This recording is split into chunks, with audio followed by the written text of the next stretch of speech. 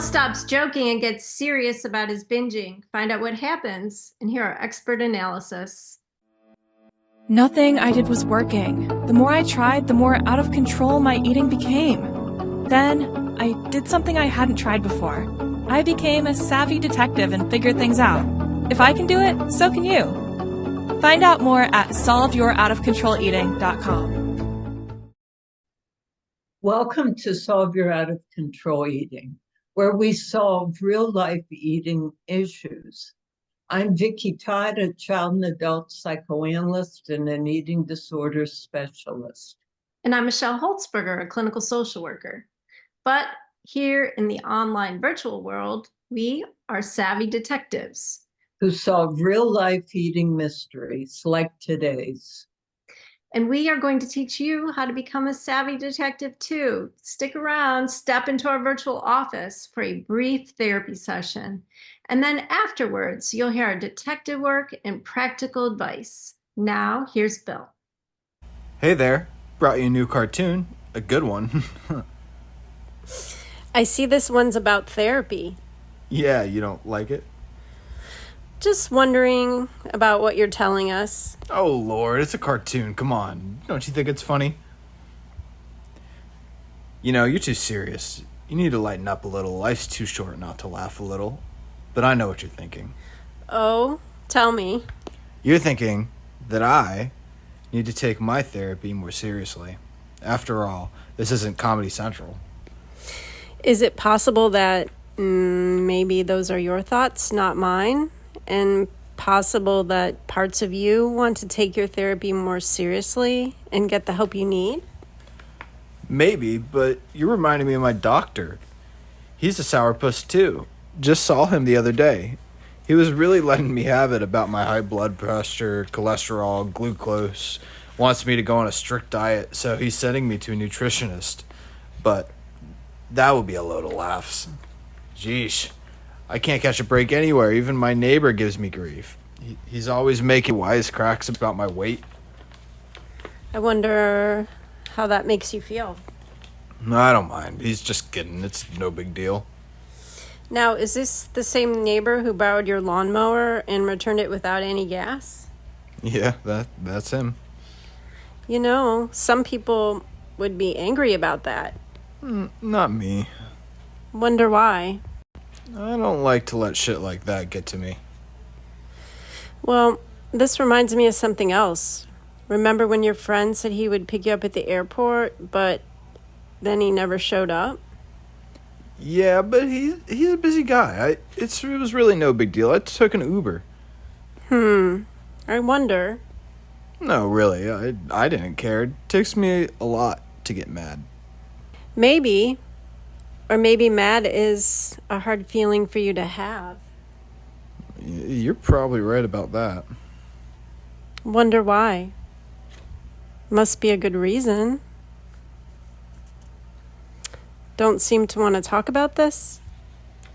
No, I can talk about it. Actually, I did get a little upset this last weekend. Tell me.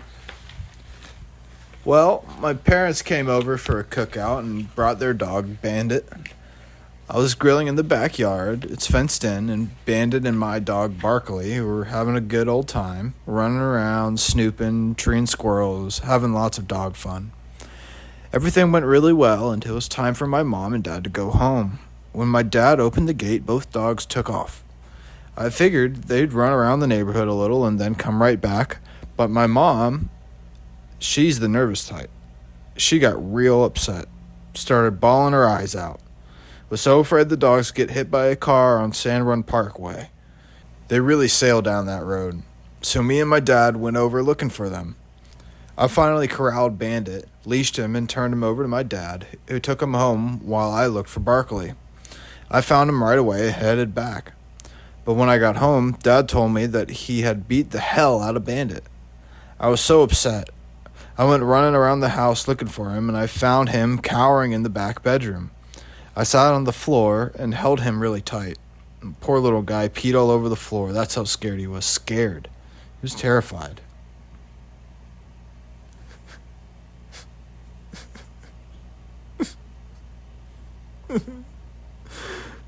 couldn't believe it. I wasn't gone that long. I felt terrible.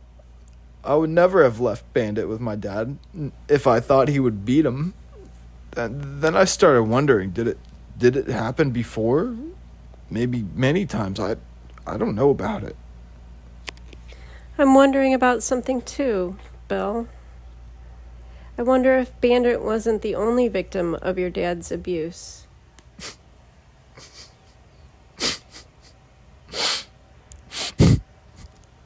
No. He abused me too. I try not to think of this stuff. I try to always be chipper, big, jovial, fat guy, but that's all fake. Underneath this fat suit, I'm really so damn sad. All right, Vickie, now it's time for the detective work. Normally we say this is fun, but this one's kind of hard to think about as fun because Bill is such a sad fella. I know it. He reminds me of an old song, The Tears of a Clown When There's No One Around. Certainly not uncommon. It's a defense mechanism called reversal of affect, turning a frown upside down. And Bill is a perfect example of it. Cracking jokes, keeping everything on the surface level. But the therapist here did a masterful job pointing out his ambivalence. Part of you wants to make everything into a joke, but another part of you wants to be serious and to get help. Right. She also did a masterful job challenging his denial of his mad feelings. Yes, he's still got a way to go before he can know about his anger, really rage. But he's now ready to work on his sad feelings. What did you think about the dad who left the dogs out and then beat them?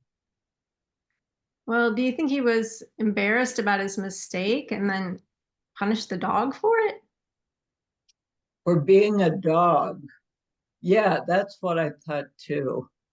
Poor little dog. Yes. Bill was surely identified with Bandit, the dog, who was also the victim of his dad's brutality. Yeah, he sure was. That's when the floodgates really opened. And there was Bill's mom. Bill's mom, who didn't protect the dog, and I'm sure she didn't protect Bill back in the day. Exactly.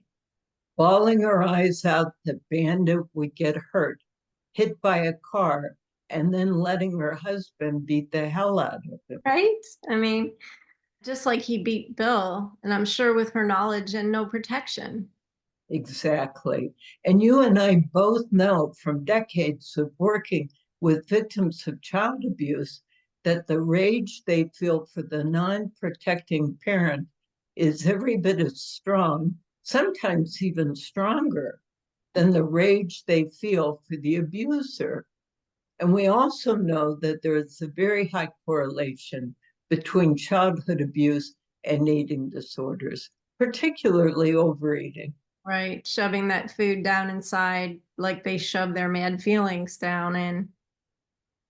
Many overweight people have told me about being invisible. If you live in an abusive home, there's safety in being invisible. And being overweight, that can serve as a suit of armor almost, protecting you from the slings and arrows of the cruel world. Well, we always like to offer practical advice to those who are not in therapy. So, any suggestions? Sure. Back to Bill and his defense mechanism of turning a frown upside down. Is this something you do? Do you, like Bill, have a hard time acknowledging, maybe even knowing about sad and or mad feelings? If so, give it some thought. Realize that you are doing this for a very good reason. What would happen if you felt sad or felt mad? What happened in the past when you did? When others did? If you have a trusted friend, talk with them about this. If you don't, journal. and try to make connections between your present behavior and the past. I'm hoping that we hear more about Bill as his therapy progresses and he gets on friendlier terms with his feelings.